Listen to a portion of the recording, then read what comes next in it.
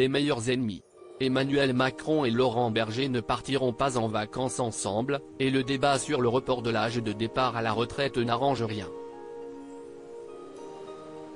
Le président de la République et le secrétaire général de la CFDT ne se comprennent pas, comme l'analyse Le Parisien de ce 9 janvier 2023.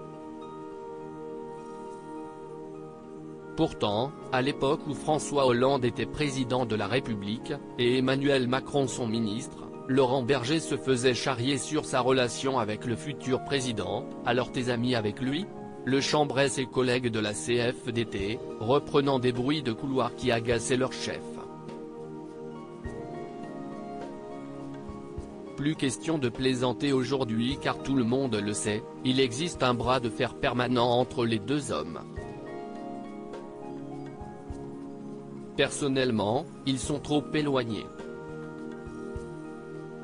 Ils n'arrivent pas à parler le même langage, confie un cadre de la majorité aux Parisiens.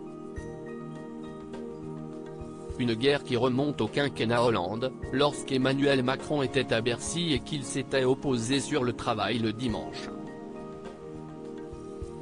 En 2017. Pendant la campagne, les relations entre les deux hommes ne s'étaient pas arrangées pour se geler un peu plus pendant le premier mandat d'Emmanuel Macron.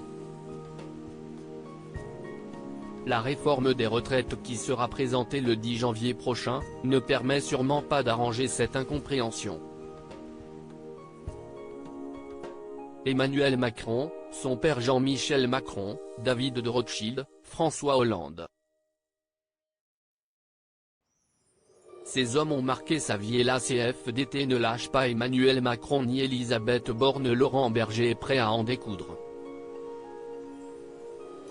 Le syndicat de la CFDT a prévenu qu'il ne compte pas accepter le report de l'âge légal à 64 ou 65 ans. Le secrétaire général de l'organisation a accordé une interview aux Parisiens dimanche 8 janvier.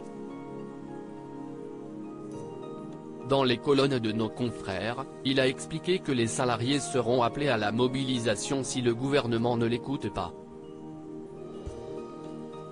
À 2 jours de la présentation de la réforme, je redis à Elisabeth Borne, attention, Madame la Première ministre, il y a aujourd'hui beaucoup de tensions sociales, beaucoup de difficultés sociales, d'angoisse, de conflictualité, beaucoup de ressentis négatifs dans la population, a expliqué Laurent Berger, en assurant que les Français n'ont pas donné de quitus sur les retraites au moment de l'élection présidentielle d'Emmanuel Macron.